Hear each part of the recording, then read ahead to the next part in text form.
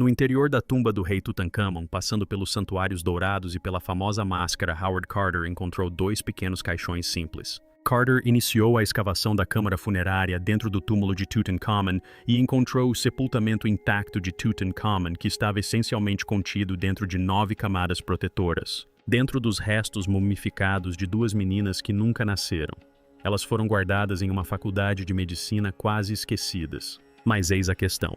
Cientistas acabaram de realizar testes de DNA neles, e os resultados revelaram um mistério de 3.000 anos, esse segredo oculto em seus próprios genes. Reescreve a história da dinastia mais famosa do Egito, uma pista escondida à vista de todos.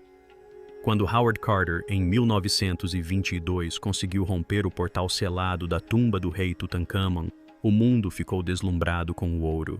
O primeiro relato de seu parceiro Lord Carnarvon perguntava: "Você consegue ver alguma coisa?" A famosa resposta de Carter foi sim, coisas maravilhosas. E ele não estava errado. A tumba estava repleta de mais de 5.000 artefatos de valor inestimável. Havia carruagens douradas, móveis, elaborados santuários cravejados de joias e, claro, a deslumbrante máscara funerária de ouro maciço que se tornou um símbolo do próprio Egito antigo. Foi e continua sendo a maior descoberta arqueológica da história.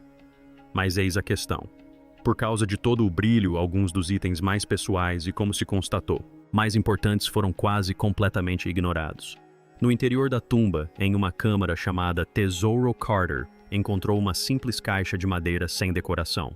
Não era coberta de ouro. Era lisa. Dentro dessa caixa ele encontrou 2 caixões em miniatura lado a lado. Eram minúsculos, feitos para corpos não maiores que uma boneca.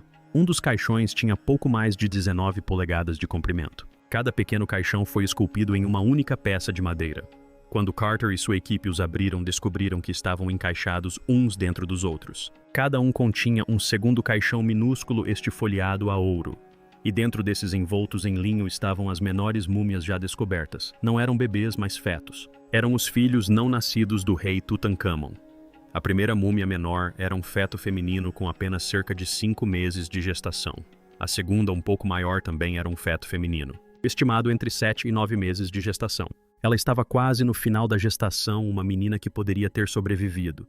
Esta foi uma tragédia humana escondida em meio ao esplendor do funeral de um rei. Por décadas foi apenas isso. Uma triste nota de rodapé. A maioria das pessoas nem sabe que foram encontrados. O que a maioria das pessoas não percebe é que até mesmo a descoberta foi confusa. As faixas que envolviam os caixões traziam o nome da rainha Taavó de Tut. Isso levou alguns especialistas da época a questionarem se eles eram mesmo da família Tutsi. Talvez fossem algum tipo de oferenda ritual. Alguns sugeriram que foram colocadas na tumba para permitir que Tutankhamun vivesse como um recém-nascido na vida após a morte. Um renascimento simbólico. A verdade é que ninguém sabia. Assim, por quase um século, essas 2 pequenas múmias foram transferidas para a Escola de Medicina do Cairo, onde permaneceram guardadas. Nunca foram exibidas ao público. Nunca fizeram parte da deslumbrante exposição sobre os tesouros de Tutankhamun que percorreu o mundo. Eram apenas uma curiosidade médica, um enigma sem resposta. Mas em 2008 tudo mudou. O poderoso chefe de antiguidades do Egito, Zahi Hawass, anunciou um novo e ambicioso plano, um laboratório de DNA totalmente novo. Com um investimento de 5 milhões de dólares estava sendo construído e seu primeiro alvo seriam as múmias reais. A equipe anunciou que coletaria amostras da múmia de Tutankhamon e, pela primeira vez, dos 2 fetos mumificados. O objetivo era simples descobrir de forma definitiva se eram realmente dele. A questão era se seria possível. Trabalhar com DNA antigo é incrivelmente difícil. Ele se fragmenta ao longo de milhares de anos. E o risco de contaminação por todas as pessoas que manusearam a múmia desde 1922 era enorme. Alguns especialistas criticaram abertamente o projeto, dizendo que era duvidoso que ele pudesse produzir um resultado científico real. Eles temiam que o projeto fosse mais para exibição do que para fins científicos, mas a equipe prosseguiu. Eles perfuraram os ossos densos das pequenas múmias em busca de uma amostra limpa. Eles estavam prestes a desvendar um segredo, mas não era o que esperavam. A identidade dos fetos era apenas a primeira peça do dominó. O verdadeiro segredo era maior. Era um segredo sobre toda a família de Tutankhamon. Um segredo tão sombrio que seu próprio povo tentara apagá-lo da história. O DNA naqueles minúsculos corpos esquecidos continha a chave para um escândalo real que explicava tudo. a doença de Tutankhamon, seu casamento trágico e o fim súbito e ardente de toda a sua linhagem. O segredo dos fetos escondia uma verdade familiar muito mais sombria, uma linhagem condenada. Então é o seguinte: para entender o segredo, precisamos entender o próprio rei.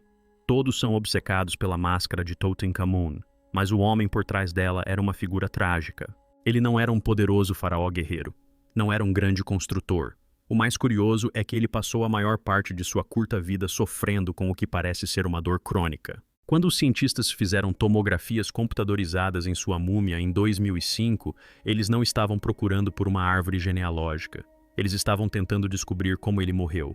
Durante anos, a teoria mais popular era de que ele havia sido morto por um golpe na cabeça, provavelmente desferido por seu ambicioso conselheiro A. Mas as tomografias não mostraram nenhuma evidência disso. O buraco em seu crânio foi feito pelos embalsamadores após sua morte, uma prática comum para remover o cérebro.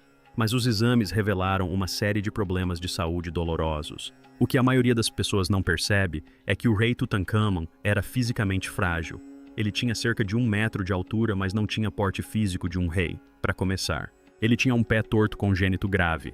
Seu pé esquerdo era muito deformado e os ossos dos dedos estavam necrosados, ou seja, o tecido estava literalmente se deteriorando. Ele não conseguiria apoiar todo o peso naquele pé. Ele mancava com dificuldade e muita dor. E veja só, isso não é especulação. Dentro de seu túmulo, Carter encontrou mais de 130 bengalas. Pense nisso. Não uma ou duas para cerimônias, mas uma coleção enorme. Muitas delas mostram claros sinais de uso.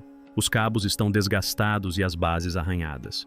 Este era um jovem que aos 19 anos não conseguia andar sem ajuda. Ele é frequentemente retratado sentado, mesmo durante atividades como arco e flecha, onde um faraó normalmente seria representado em pé ereto. Mas isso não é tudo. Os exames também mostraram que ele tinha fenda palatina, uma abertura no céu da boca que dificultava a fala e a alimentação. Ele também tinha escoliose, uma curvatura da coluna vertebral. Este era um rei que estava na falta de uma palavra melhor, fragilizado. Sua morte, concluíram os cientistas, foi provavelmente um trágico acidente. Pouco antes de falecer, ele sofreu uma grave fratura na perna esquerda, a mesma perna onde tinha o pé torto. Foi uma fratura feia logo acima do joelho, num mundo sem antibióticos.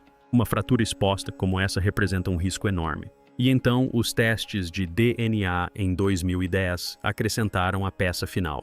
Encontraram material genético do Plasmodium falciparum, o parasita que causa a forma mais grave da malária. Então, eis o cenário. Um rapaz de 19 anos já debilitado por uma vida inteira de doenças genéticas, sofrendo de uma fratura recente e grave na perna, contrai subitamente um caso grave de malária. Foi a tempestade perfeita.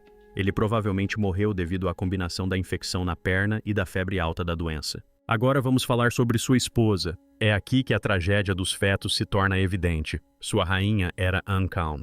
O casamento deles não foi apenas uma aliança política. Foi uma tentativa desesperada de dar continuidade à linhagem real. E como em muitas famílias reais, ela era sua meia-irmã. Era filha de seu pai com sua esposa principal, Nefertiti. Thoth e Ankhan se casaram quando ele tinha apenas 9 ou 10 anos e ela cerca de 13.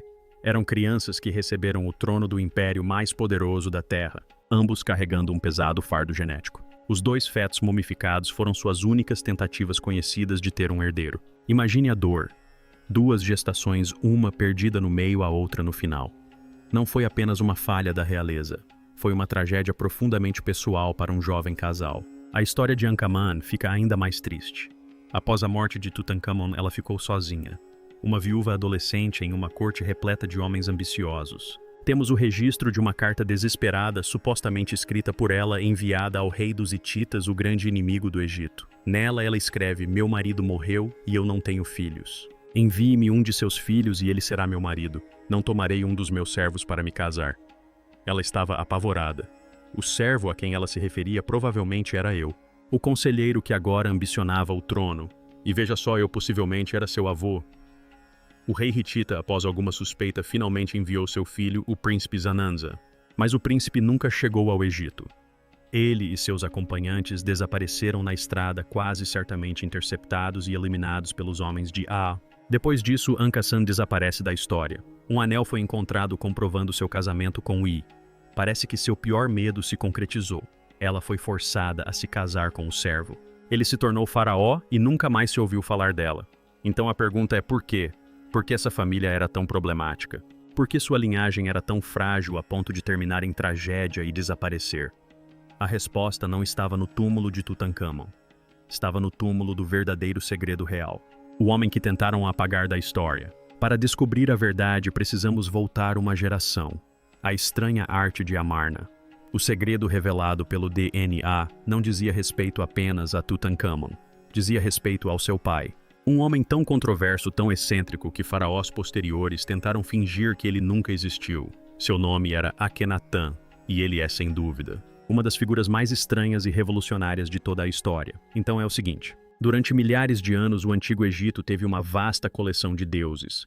Havia a Lua, o rei dos deuses Osíris, o deus do submundo Ísis, a deusa da magia e centenas de outros. Os sacerdotes desses deuses, especialmente os sacerdotes da Lua na capital dos ladrões, eram incrivelmente poderosos. Controlavam vastas extensões de terra e riquezas, por vezes rivalizando com o próprio faraó. Então Akhenaten ascende ao trono e faz o impensável. Basicamente, ele os demite a todos.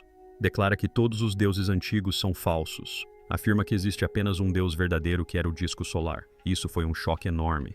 Não foi apenas uma mudança religiosa, mas um terremoto político. Ele estava arrancando o poder do sacerdócio e concentrando tudo em si mesmo como a única voz verdadeira do Aton na Terra.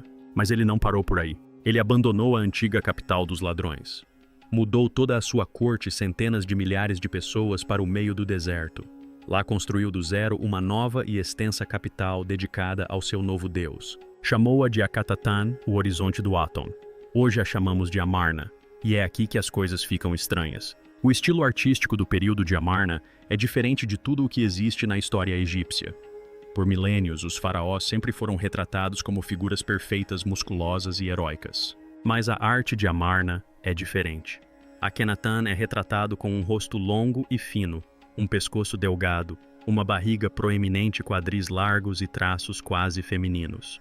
Sua esposa, a famosa rainha Nefertiti, é retratada como uma beleza estonteante, mas suas filhas as 6 são todas representadas com cabeças estranhamente alongadas. O que a maioria das pessoas não percebe é que por décadas historiadores e cientistas acreditaram que Akhenaten e sua família deviam ter algum tipo de condição genética. Teorias como a síndrome de Marfan ou a síndrome de Froelich foram levantadas para explicar os membros longos, o formato corporal peculiar e os crânios alongados. Parecia a única resposta lógica. Akhenaten e Nefertiti governaram juntos quase como iguais. Suas 6 filhas estão por toda parte nas obras de arte, sugerindo uma família unida e amorosa. Mas eis a questão: em toda essa arte, não há registro de filhos homens entre Akhenaten e Nefertiti. Então, se eles só tiveram filhas de onde veio o rei Tut, este era um dos maiores mistérios da egiptologia. Sabíamos que o nome original de Tutankhamun era Tutankhaten, a imagem viva de Aten. Isso o ligava firmemente ao rei Hered. Mas seria ele um filho, um sobrinho, um completo desconhecido, bem quando Akhenaten pereceu após 17 anos de reinado. Sua revolução desmoronou completamente. O mais louco é que parece ter acontecido quase da noite para o dia. Os sacerdotes de Amun que aguardavam nas sombras retomaram o poder. Eles agarraram Tutankhaten de 9 anos, colocaram-no no trono e o forçaram imediatamente a mudar seu nome para Tutankhamun, a imagem viva de Amun. Eles estavam desfazendo a heresia. Forçaram-no a abandonar a cidade desértica de Amarna. A areia voltou a engolir a cidade e ela foi esquecida. Então os novos faraós, especialmente Hormb e os governantes da dinastia seguinte, iniciaram uma campanha para apagar Akhenaten da história. Este é o segredo que tentaram enterrar. Derrubaram seu templo. Destruíram suas estátuas e apagaram seu nome e rosto de todos os monumentos que encontraram. Na lista oficial de reis, eles pularam diretamente do pai de Akhenaten para Tutankhamun, como se Akhenaten e sua revolução nunca tivessem existido. Por 3.000 anos funcionou. Ele era o herege de Amarna, um fantasma, uma nota de rodapé, e sua árvore genealógica era uma completa bagunça. Ninguém sabia quem era a mãe de Tut. Quem era o misterioso corregente de Akhenaten, Sninkar. Era tudo um quebra-cabeça. Era nisso que a equipe de DNA estava se metendo. Eles não estavam apenas identificando 2 fetos. Eles estavam prestes a reescrever a árvore genealógica que os próprios faraós tentaram destruir. O laboratório estava pronto, mas o DNA antigo é um inimigo traiçoeiro. O segredo dos irmãos. O anúncio em 2008 de que Zahi Hawass e sua equipe iriam analisar as múmias reais foi um acontecimento de grande repercussão. Como mostra um artigo antigo da época, havia muito ceticismo. A linhagem de um faraó é uma das questões mais importantes da história. E Teimas Hawass havia se recusado por muito tempo a permitir que especialistas estrangeiros analisassem as múmias. Ele insistia que deveria ser um projeto totalmente egípcio. Com financiamento do Discovery Channel, eles construíram este laboratório de análises clínicas de 5 milhões de dólares dentro do Museu Egípcio do Cairo. Não foi uma instalação simples. Trabalhar com DNA antigo é um verdadeiro pesadelo. Ao longo de milhares de anos, as cadeias de DNA se fragmentam em minúsculos pedaços ilegíveis. Mas o maior inimigo é a contaminação. Pense bem, Howard Carter e sua equipe lidaram com essas múmias. Anatomistas as dissecavam na década de 1920. Curadores as moviam. Turistas respiravam sobre elas. Todas as pessoas que já estiveram no mesmo cômodo que as múmias deixaram células de pele e bactérias que as revestiram com DNA moderno. Encontrar o verdadeiro DNA. A antigo é como tentar encontrar um único grão de areia específico em um balde de areia suja e moderna. É por isso que alguns especialistas como Abdel Halim Nureline estavam tão céticos. Eles alertaram que a equipe estava fazendo afirmações precipitadas sem verificar os resultados em um segundo laboratório, o que é prática padrão. A pressão estava sobre Hawass para apresentar resultados e resultados factuais, não apenas manchetes chamativas. A equipe liderada por cientistas como Yahi Gad pôs mãos à obra. Eles usaram tomógrafos computadorizados para mapear as múmias, não apenas para fins de saúde, mas também para encontrar o melhor local para perfurar. Precisavam atingir a parte mais densa do osso, onde o DNA estaria protegido da contaminação. Eles coletaram amostras de todo um elenco de personagens neste mistério familiar. Primeiro, do próprio rei Tutankhamon. Segundo, dos 2 fetos encontrados em seu túmulo. Terceiro, da misteriosa múmia da tumba KV-55. Esta tumba foi descoberta em 1907 e estava em completo estado deplorável. Continha um único caixão profanado. O nome havia sido apagado a cinzel. Dentro dela, havia uma múmia masculina. Durante um século, as pessoas debateram sobre quem era. Seria Akhenaten. Seria seu misterioso corregente Sminkar em quarto lugar. 2 múmias foram encontradas em uma câmara lateral de uma tumba diferente KV-35. Foram encontrados estendidos no chão sem nome e abandonados. Um deles era o de uma mulher mais velha que ficou conhecida como a Senhora Mais Velha, baseando-se em suas feições. Muitos acreditam que ela era a mãe da rainha Tai Akhenaten e avó de Tutankhamon.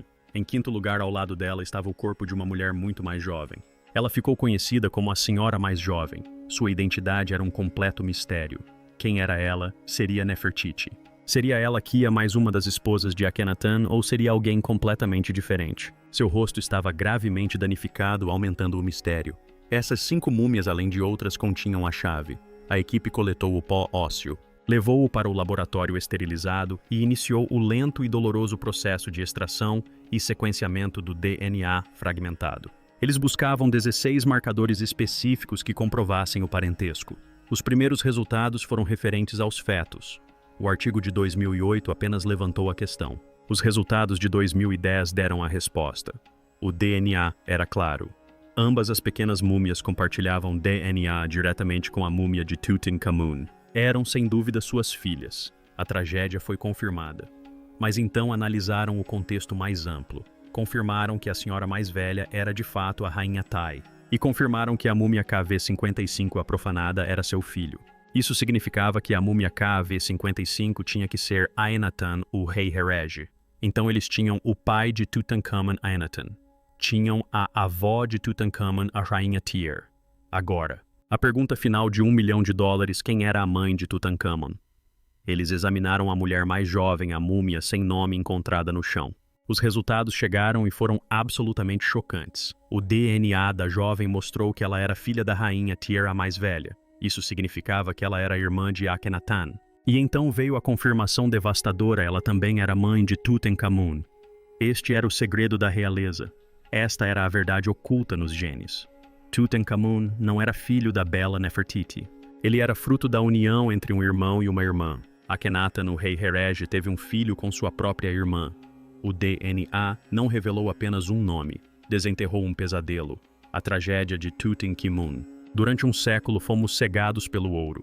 Vimos a máscara brilhante, as carruagens, os milhares de objetos espetaculares. E inventamos uma história para combinar. Criamos um conto romântico sobre um jovem rei, um faraó dourado que governou no auge do poder do Egito abatido em sua plenitude. E quando seus escavadores começaram a morrer, inventamos uma nova história, a maldição dos faraós. Uma força sobrenatural guardando seu descanso eterno. Estávamos errados, estávamos procurando nos lugares errados. A verdadeira história, a verdadeira tragédia nunca teve a ver com magia. Era uma questão de ciência. A verdadeira maldição não estava gravada nas paredes da tumba. Estava inscrita em cada célula do corpo de Tutankhamun, em 2010. Uma equipe de cientistas fez o que nenhum arqueólogo conseguiu, desvendou o maior segredo do faraó.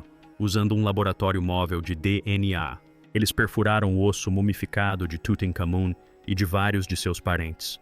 Os resultados obtidos não foram apenas uma descoberta, mas uma confissão.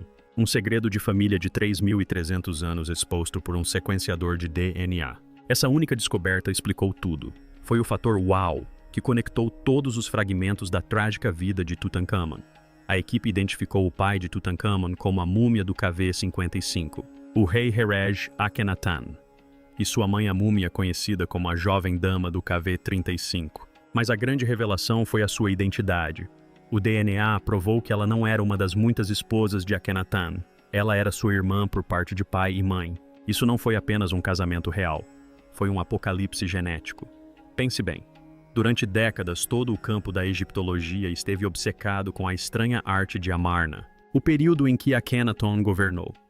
A arte mostrava a família real com corpos bizarros, quase alienígenas, cabeças alongadas, pescoços finos, barrigas proeminentes, quadris largos e seios femininos. Foi uma ruptura completa com os faraós rígidos, idealizados e musculosos do passado.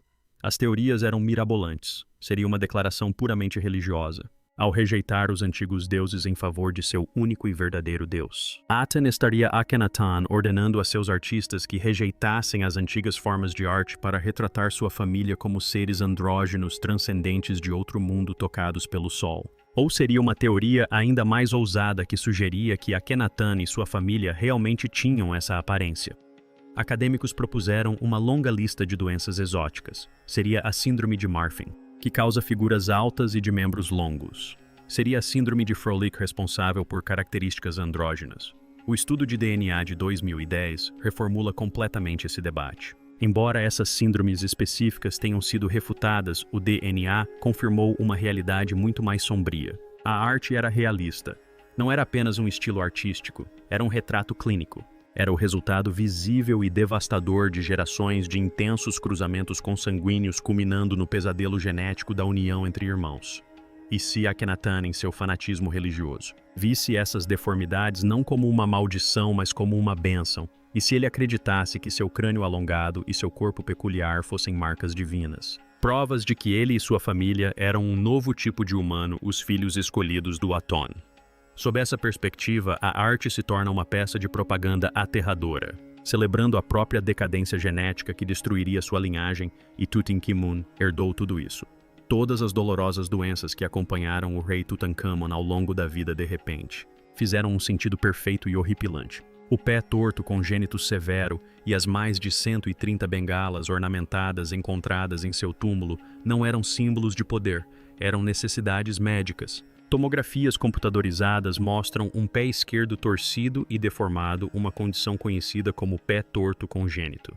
Este não era um rei que cavalgava carros de guerra. Este era um menino que não conseguia andar sem sentir dores excruciantes. Seu túmulo continha até mesmo um kit de primeiros socorros com sementes e ervas, provavelmente uma tentativa desesperada de lidar com seu sofrimento crônico. A fenda palatina, um buraco no céu da boca que dificultava a fala e o deixava perigosamente suscetível a infecções respiratórias e sinusais. A escoliose, uma curvatura acentuada na coluna vertebral. Some-se a isso o diagnóstico de doença de Köhler, uma doença óssea rara e excruciante, em que um osso do pé estava literalmente necrosando, se desfazendo por falta de fluxo sanguíneo. Seus ossos eram frágeis, enfraquecidos e quebravam com facilidade. Geneticamente falando, ele estava condenado desde o momento da concepção. Não se tratava de uma maldição vinda de um túmulo, era uma maldição em seu sangue. Esse perfil genético também reescreve a história de sua morte. A teoria do assassinato, um golpe na cabeça. Já havia sido descartada há muito tempo por exames. A teoria do acidente de carruagem sugerindo que sua perna quebrada infeccionou sempre me pareceu heróica demais, cinematográfica demais. O estudo de DNA ofereceu um culpado mais patético e mais provável. Seu exame de sangue deu positivo para Plasmodium falciparum, a comprovação genética mais antiga conhecida da malária e a cepa mais grave da doença. Agora veja o quadro completo. Um jovem rei com menos de 19 anos, com o sistema imunológico comprometido desde o nascimento. Seu corpo já está em guerra consigo mesmo, lutando contra dores incapacitantes no pé, na coluna e na boca. Ele mal consegue andar. Então, um mosquito o pica. Para uma pessoa saudável, um desafio. Para Tutankhamun foi uma sentença de morte. Não foi uma única coisa que o matou, foi uma série de falhas catastróficas. A maldição genética de seus pais o enfraqueceu e um simples parasita deu o golpe final. A verdadeira tragédia, porém, não foi apenas sua vida, foi seu legado. Selados em 2 pequenos caixões aninhados enterrados a seus pés, estavam seus únicos filhos. 2 fetos mumificados, suas filhas. Por anos isso foi visto como um gesto comovente e sentimental. Um pai que amava tanto seus filhos perdidos que queria levá-los para a vida após a morte. O estudo de DNA revelou uma história clínica ainda mais comovente. Os fetos foram testados. A mãe deles era sua esposa Ankh-Sanaman, que também era sua meia-irmã, outra filha de Akhenaten. O DNA combinado deles era um coquetel tóxico e danificado. A equipe procurou por anormalidades nas pequenas múmias e as encontrou. O feto maior próximo ao termo. Também apresentava sinais de escoliose e da deformidade de Sprengel, uma omoplata congenitamente deslocada. Os mesmos problemas genéticos que afligiam Tutankhamon estavam sendo transmitidos. Por isso eles não conseguiam ter filhos saudáveis. Os 2 abortos espontâneos não eram apenas tristes, eram uma certeza biológica. É exatamente por isso que a 18ª dinastia, um dos períodos mais poderosos, ricos e gloriosos da história egípcia, entrou em colapso total. Essa foi a dinastia de Thutmose III, o Napoleão do Egito, de Hatshepsut, a grande faraó de Amenhotep III, que governou durante uma era de ouro. Ela terminou não com um estrondo, mas com um rei menino geneticamente debilitado que não conseguia andar. Vivia em constante dor e era biologicamente incapaz de gerar um herdeiro. A linhagem real literalmente desmoronou por dentro, vítima de suas próprias tradições. Quando Tutankhamon morreu, o trono passou para seu vizir primeiro e em seguida para um general Horemheb. A linhagem divina pura pela qual tanto havia sido sacrificado havia se dissipado. E o que fizeram Horemheb e os faraós que o sucederam? Implementaram uma damnio memoriale, uma condenação da memória. Apagaram os nomes de Akhenaten, Ankh-Amon e Tutankhamon das paredes dos templos. Derrubaram os monumentos da era de Amarna e os utilizaram como entulho para os seus próprios. Os historiadores sempre presumiram que isso se tratava puramente de uma questão religiosa. Uma reação furiosa contra a heresia de Akhenaten sobre um único Deus. Mas e se fosse mais do que isso? E se não fossem apenas as ideias que eles tentavam apagar, mas a biologia e se a decadência física, visível e inegável da família real, fosse vista como uma contaminação, uma podridão divina tão profunda que precisava ser expurgada? Para o pragmático general Horm, essa família não era apenas herege, era defeituosa. O segredo que o Egito tentava enterrar não era apenas um rei que acreditava em um único Deus. Era o resultado devastador das ações desse rei. Era um segredo de família tão obscuro que precisava ser arrancado das paredes. O DNA daqueles 2 minúsculos fetos esquecidos finalmente deu voz a essa tragédia de 3.000 anos, revelando que a verdadeira história do rei Tutankhamon não é sobre ouro ou poder. É sobre um menino nascido em um pesadelo genético que viveu em sofrimento e pereceu pouco antes de sua linhagem desaparecer para sempre. O DNA finalmente resolveu o mistério, mas revelou uma verdade trágica e perturbadora. Será que os antigos egípcios tinham noção do impacto que suas tradições causavam em sua própria linhagem? Deixe sua opinião nos comentários. Inscreva-se no canal e curta o vídeo para descobrir mais segredos ocultos.